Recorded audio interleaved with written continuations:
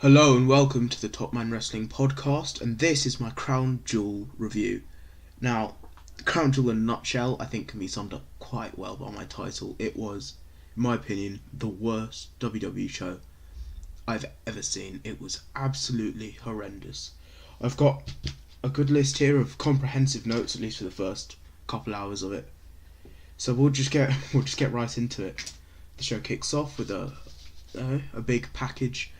A big promo package for the show, which I don't know why you need if it's, you're already watching the show. But anyway, the show starts. Hulk Hogan makes his not long awaited return, but it's his return after a long period of time. He comes out to a fairly big pop, actually. It's surprising. And he delivers such a generic promo. He's the host of Crown Jewel. We only see him once. I don't know what the point of having a host that you only see once is. But, he's the host. He delivers his promo. Oh, it's so good to be here with all you cultaholics, with all you Hulkamaniacs, brother. And, it's I don't know. I just don't know why it was a good idea to have, on your most controversial show ever, to have the most controversial figure ever. It made no sense to me. I mean, unless they want to go all out on controversy, I don't see why they would. I also noticed that he always said, it's great to be here at WWE Crown Jewel. And this was something that was continued throughout the whole night. I can't remember one time when they mentioned Saudi Arabia. So I guess that's their way of having... their way of equality, of an equilibrium, where they're happy to have the shows in Saudi Arabia, take the Saudis' money, but they're not going to mention Saudi Arabia, at least until all of this, at least this controversy starts to die down a little bit, until, there's less tension around it. But yeah, they only called this, WWE Crown Jewel. They never once mentioned where it was taking place. Where in Saudi Arabia. They never mentioned that it was in Saudi Arabia. They mentioned the name of the stadium. It was some university stadium. I don't know. It's pretty big size, actually. I think maybe 40,000 seater stadium. I'm not entirely sure.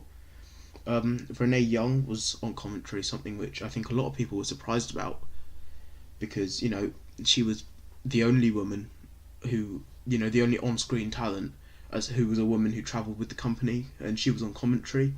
But she was forced to wear an outfit that basically covered everything except her face and her fingers. She even had to wear something that covered up her palms here, and she looked really uncomfortable. She looked like she didn't want to be there, and I really can't blame her. But then again, I might just be projecting, but she was forced to wear an all-black outfit throughout the whole night. I don't know what the point was.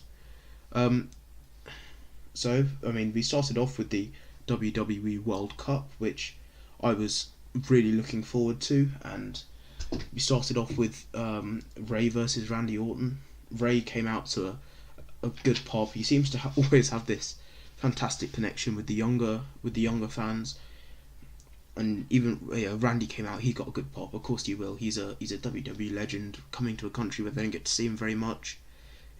He came out pretty well. The match started off fairly controversially. Randy almost immediately attempts to demask Ray. That's a big no-no in lucha culture. And, Ray, after a little while, got his revenge with a good flurry of moves. He moved brilliantly. He did not look like a man who had aged at all from when you watch his WCW matches in the 90s, or his early to peak WWE years. I say peak, but, the man hasn't aged. It's insane, and all of a sudden, Randy DDTs him off the second rope, and then at some point, Ray just pins Randy with a roll-up. It keeps Randy looking fairly strong, and Ray advances to the next round. Almost immediately, Randy RKOs him viciously. It was great. Good pop from the crowd. He pulls Ray and he just slides him under the bottom rope, out of the ring, and it looked vicious. He landed fairly hard, and I don't know, it was an odd one.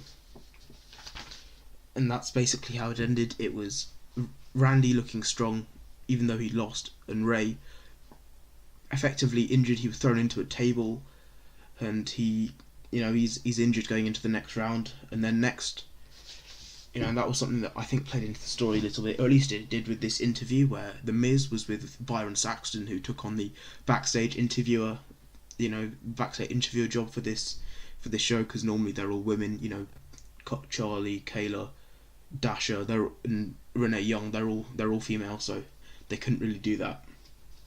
And you know, Miz, with a very cocky promo, you know, he says he will be the best in the world. He will beat Rey Mysterio.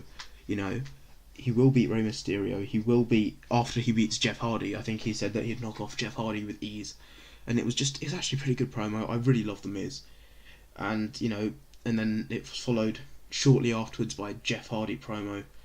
It was just generic Jeff Hardy. And when he started doing this face paint thing, going back a little bit more towards that broken Jeff Hardy which we saw in Impact, it was really good. And now it's very repetitive. And they need to get some kind of story for Jeff, because he can't just be a guy who he's right now, he's beneath the title scene, but he's above, you know, the likes of Ty Dillinger or Sin Cara, those guys on SmackDown. He's kind of dropped below the pecking order. When he arrived back in WWE, we all assumed that when he went single, when he you know, he split off from his brother, that he'd get a massive singles push, and yeah, he got given the US title, but he's slid down the card, and there doesn't really look to be much of a way up for him.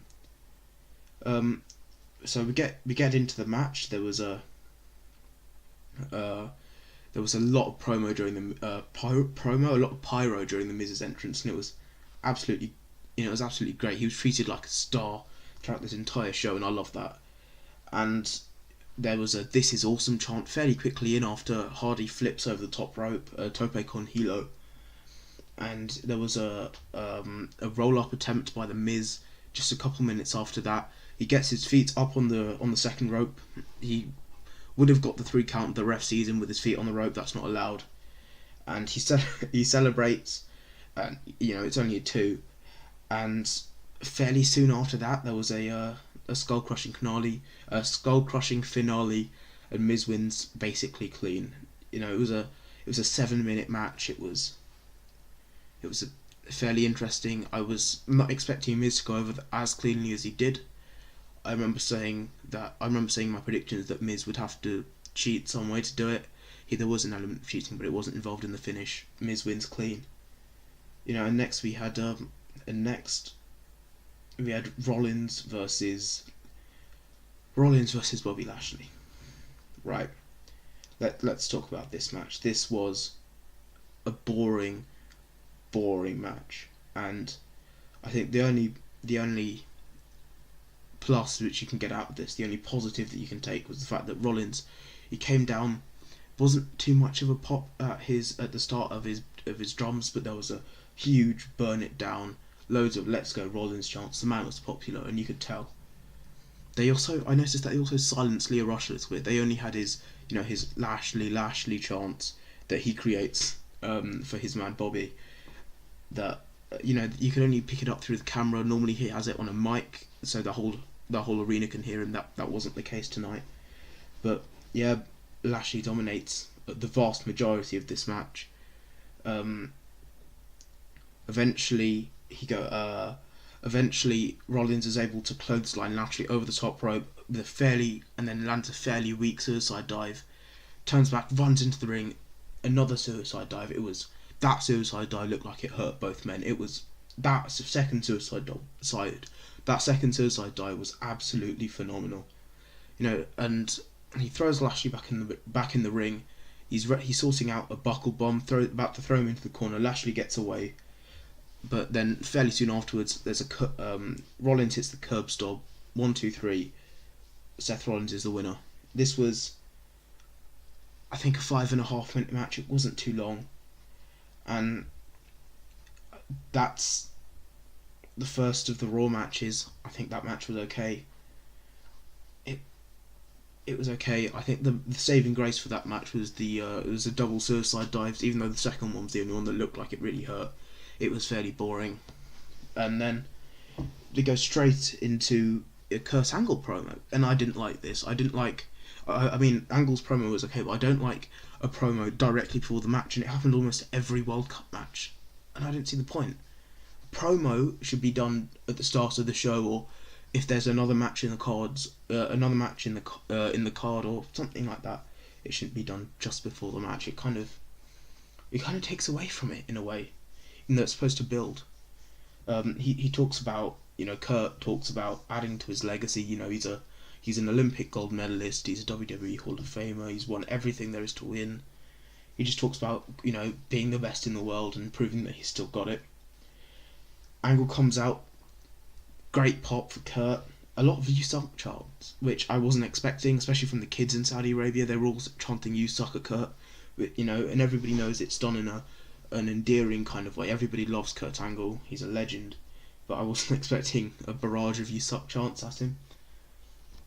And he gets a lot of pyro, red, white, and blue. Obviously, he poses at the top of the stage, and then when he gets down to the ring, he's got his arms up in the air with his muscle type, his arms up in the air, and the red, white, and blue fireworks are going on behind him. It almost seemed like America propaganda, but we're not complaining. And then Dolph comes out. There was no pop at all for Dolph, and I was kind of disappointed by that, because Dolph is my favourite, but I was really hyped. I was really looking forward to this match more than any others, because they mentioned it. Dolph won 150 collegiate wrestling matches, and Kurt is one of the greatest ever. He won an Olympic medal with a broken neck with amateur wrestling. This should be an absolute classic, and it was. It was absolutely brilliant. The match starts amateur style. They're all trying to take each other down. There was a very interesting point where both men were on the apron, and Angle is behind Dolph, and he's got all of his weight on him. He's trying to pull him off. Dolph has to use his upper body strength to keep him up, and Dolph, eventually hangs on. He turns around, clocks Angle in the face, and pushes him off. And then Angle falls off. Dolph jumps down, throws him into the steps. This was a very good match, and afterwards, at this point, I was thinking, okay, this World Cup has been pretty good so far. If all the matches from now on can be at the level of this match of an Angle and Ziggler, but it wasn't. This peaked. This was the best match of the night. Dolph dominated after the steps point. They went into this whole segment of sleeper holds on the ground, a bit like Joe Coquina clutch, which it doesn't look as effective coming from Dolph, but Kurt was turning purple. It was quite well done. He obviously knows what he's doing there to get his face to change colour and not get hurt. And then Angle reverses it. He does 3 suplexes. It's the Angle suplex city. I don't know if there's a word for it. I guess he'd call it the... Oh, what was it? He has the 3 I's. Integrity, intelligence, and innovation? No, I have absolutely no idea what the third one is. But I don't know what it's called. And Dolph kicks out of an angle slam, which was surprising, because it's typically been a fairly protected move. Dolph kicks out, which... he's the most mid-carder you could get. I mean, upper mid-carder, but you think of a mid-card in WWE, you think of Dolph Ziggler. But he kicks out of Kurt Angle's ankle slam. And I knew that from that point, Dolph would win this match. And he does. There was a quick famouser and a kick out by Angle. This happened again later on. A famouser and a kick out. I can't remember ever. I don't ever remember somebody getting pinned by a famouser. It's just one of those pointless moves in wrestling in a way, like Sami Zayn's Blue Thunder Bomb, and normally like Baron Corbin's Deep Six, which is one of my favourite moves in wrestling, until I think he beat Tyler Breeze with it on Raw a few months ago now, the week after Fandango got injured. But yeah, Rollins kicks out of the famouser. And then there was Kurt Angle kicks out of the famouser. There was a long ankle lock sequence. He gets his hand to the rope, gets pulled back. He tries to twist it. Angle steps through, and eventually he does turn it round. And then Ziggler hits the zigzag. He pulls him back, and he wins clean. It was incredible. Drew barely got involved. He looked slightly concerned, but he looked more like a proud dad standing in the background. It was by far my favourite match of the night. There was no shenanigans, nothing like that. It was just a pure wrestling match, and it was great to see. And then, for me, from here, this show started to go a little bit downhill. You had New Day versus The Bar, which was alright. It was alright. There was not too much going on in this match. It was very typical tag team match, which is fine. You know, they don't need to pull out all the stops in this. You know, it's Crown Jewel. It's not the most important show.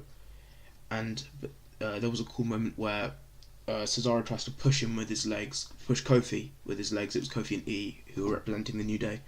And he tries to push Kofi with his legs. He does a full spin in the air and lands back on his feet, and then starts dancing with Xavier Woods playing the trombone. It was interesting. The crowd were loving it. The New Day definitely over. There was, at some point, I think in the same sequence, Cesaro went a bit late into the corner after a Hurricane Rana by Kofi. It was disappointing to see that. Big Show started to get involved in a little bit. He was grabbing Kofi's face in the corner. The camera angles for this match and just in general during this show, absolutely atrocious. I watched the pre-show, which I'm not going to talk about too much, when Shinsuke beat Rusev. I watched the pre-show before I watched the rest of the show, and I just thought, these camera angles have to change by the time the show starts, because I was just assuming that they were trying to set everything up, they were trying to do something different, but they were absolutely awful. You know, it was nothing like the ones which you see on WWE TV normally, and I didn't like them. You know, I understand that.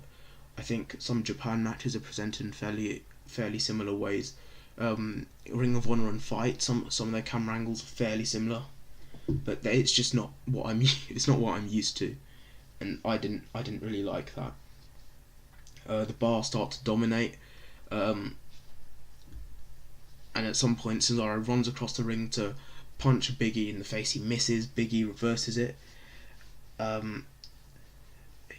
Kofi kicks out of this elevated jackhammer. Cesaro and Sheamus have Kofi up on their shoulders. Sheamus pushes him up, and Cesaro hits this fantastic looking jackhammer. He kicks out. Eventually, Big E gets the hot tag. Cesaro breaks up this stomp to the back power bomb combination. It looked absolutely brilliant.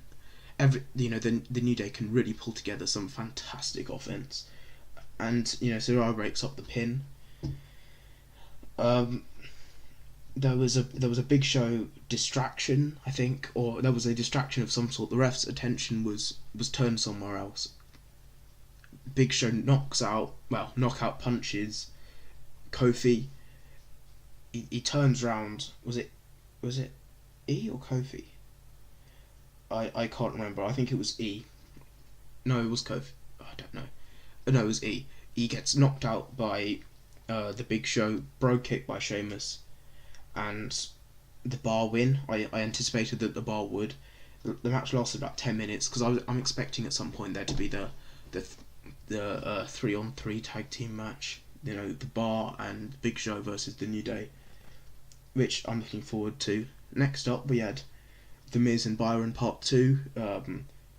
Byron harder, and The Miz has lost his voice, I guess, at some point, because he's very quiet. He said he's lost his voice. He got kicked in the throat. He says that he will decimate the injured Rey Mysterio, and that match was up next.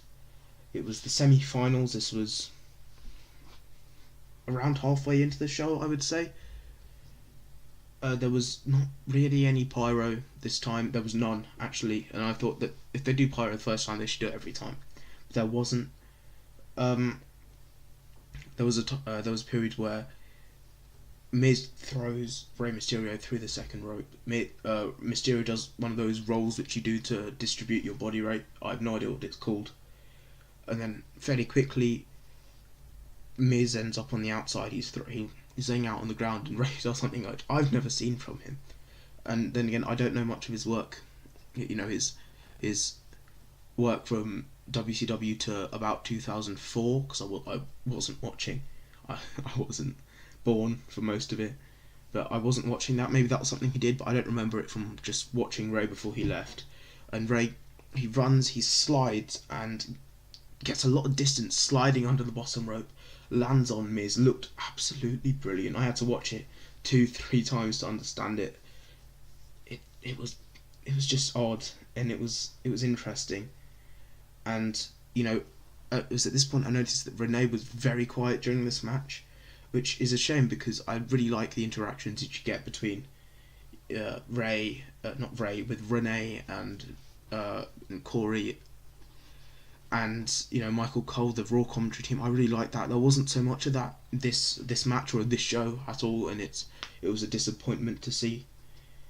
There was a skull crushing finale delivered fairly quickly.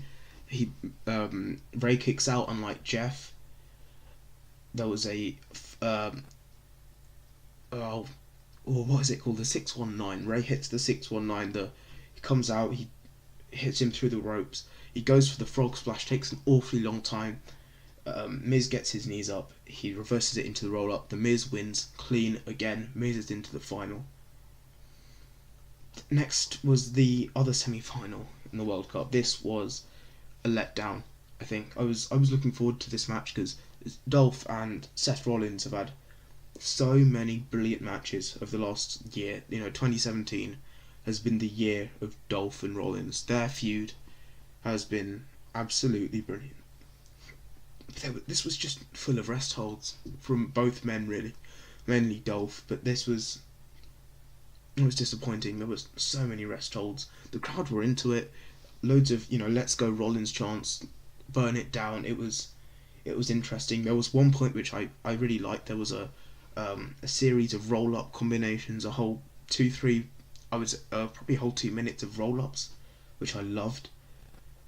And eventually Seth gets Dolph up, hits him with the ripcord knee, I think they call it. What else have they called it? They've called it the Kingslayer. They've called it, I don't know, but they've settled on ripcord knee finally. Dolph kicks out. Seth throws Dolph to the outside, dives out, flattens both Drew and Dolph. Dolph quickly gets into the ring, and Rollins kicks out of a zigzag. Eventually, the end of the match, Rollins is going for some kind of top rope move, waiting for Dolph to get up. Drew comes while the ref's attention is diverted. He pushes him off the top. As soon as he gets up, super kick. Dolph Ziggler is into the final. 13-minute match. It was a lot of nothing, but Dolph is into the final, so you set up the Miz versus Dolph, which was one of my favourite matches of all time. Was it Backlash 2016? Or No Mercy 2016, where it was the Intercontinental title versus Dolph's contract, Dolph's career, which was my favourite match. I would actually say my favourite match ever, but then again, I'm a massive Dolph bias. I was looking forward to this final, and that match is the main event of the show. Next up, we had the WWE Championship match between AJ and Joe. I have no notes for this. It was an 11-minute match. Not much of anything happened. There was a big barrage of attacks by AJ at the beginning. In the end, Samoa Joe kind of counters. All of a sudden, and AJ was very over. He got a big pop when he came out. Loads of AJ chants. AJ Styles is probably the most loved man in wrestling. He's definitely more popular than Daniel Bryan at this point. But he jumps off the top rope, delivers his phenomenal forearm. AJ wins. It was very underwhelming. I wasn't expecting there to be a title change, but Joe didn't look very strong here, and I'm really worried about what's going to happen to Samoa Joe now, because this puts him out of that title scene. And now you've got a heel with the US title, you've got Nakamura with the US title, and they still haven't done anything with Randy and Nakamura. Maybe we'll get to that at some point, but it doesn't look like Joe's going to be anywhere near that title scene either, and it's a big shame. He's great, and I think he's 40 years old now. He's got plenty of injury problems, I know, but he's one of the greatest ever, Samoa Joe. He made and he hasn't really done anything since he got to the main roster. He's been on the main roster for almost 2 years. I think he got called up the day after the Rumble, the Raw after the Rumble in 2017, and we're approaching the Rumble in 2019, January 2019, and he's done nothing. He hasn't won a title. He loses all of his big matches. It's a shame. If I was Samoa Joe, I understand that he's probably earning a lot of money. If I were him, I would be asking for my leave, because he could go to anywhere. He could go back to Japan. He could go back to Ring of Honor. Impact would love him, and he could go and he could be the main event. Maybe not in Japan, but he would be the main event in Ring of Honor. He would be the guy of Impact. If Austin Aries can go back to Impact and be a star, imagine what Samoa Joe can do. That I think that would be a better move for him. Maybe earn less money, but I don't know. That's what I would do. Right. The Universal title match, the semi-main event, the penultimate match. This was a shambles. It was absolutely dreadful. And it only got worse from here. It wasn't even the penultimate main event. There were 2 more matches after this as well. But it was dreadful. Brock comes out. Brock gets the biggest pop of the night, as far as I'm aware. It was insane. Braun comes out. He's fairly over. Baron presents the belt. Baron Corbin, acting general manager of Raw, presents the belt to both Brock and Braun, shows them the title, holds it up in the air like the ref is supposed to do, which was a bit odd, but then again, he was holding the title. He has been around that picture for the last couple of weeks.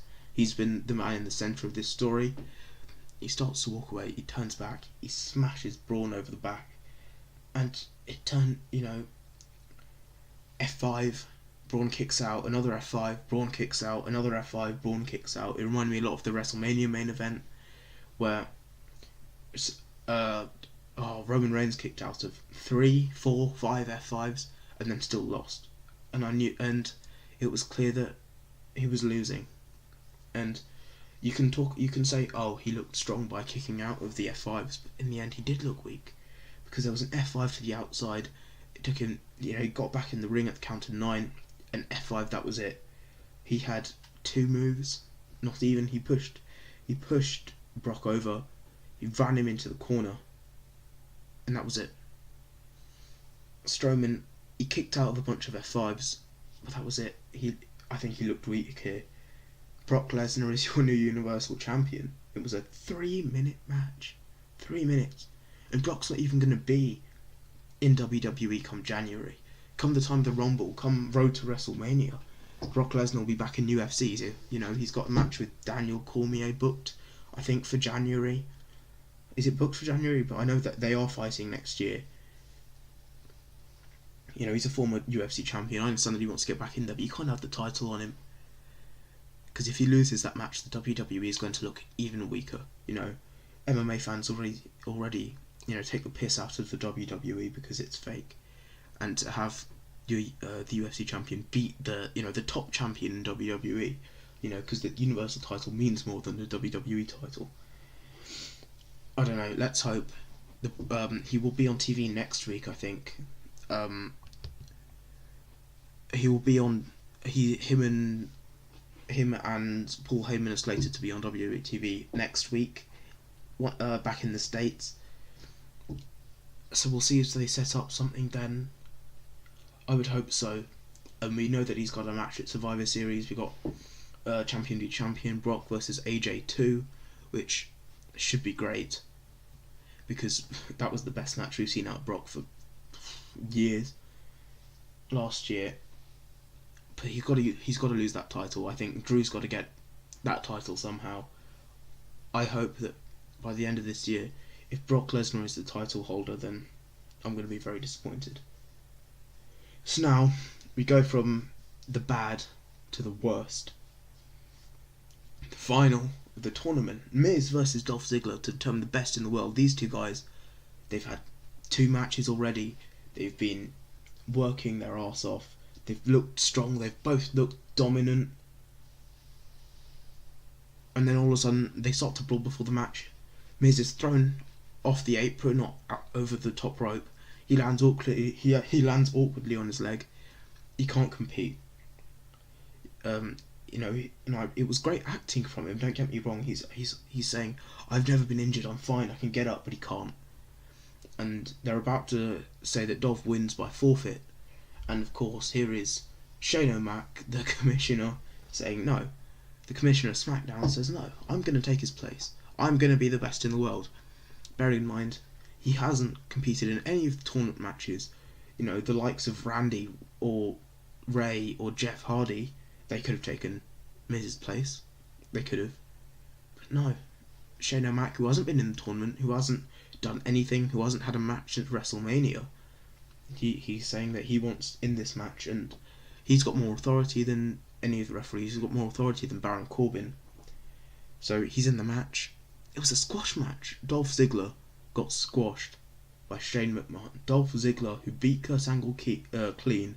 Dolph Ziggler, who beat the Intercontinental Champion Seth Rollins, loses to the son of Vince McMahon, who loses to a 48-year-old man who's the son of the owner of WWE. It's ridiculous. Coast to coast, Shane McMahon is the winner. Shane McMahon is the best wrestler in the world, right? Because that's what they said. This is the tournament to determine the best in the world. He doesn't enter the tournament, he's still the best in the world. It's atrocious. It's absolutely atrocious. And at this point I was done with the show. It established for me that this show was supposed to be the one that made fans go, oh, maybe I should have watched this show in Saudi Arabia, maybe I should put this aside for the sake of wrestling. But instead, you've given us the worst two of the worst matches of the year, you know, Strowman versus Brock, and now this 2.5 minute demolition of Dolph Ziggler by Shane McMahon. And it's these two matches combined with a few boring matches here. The Lashley Rollins match wasn't great. The boring main event and the return of Hulk Hogan make this the worst show I can remember.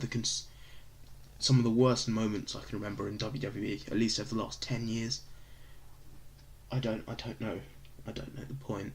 It was infuriating to watch, especially as you know, a Dolph Ziggler fan. I'm a bigger Dolph Ziggler fan as you're going to get, and it really, really upset me.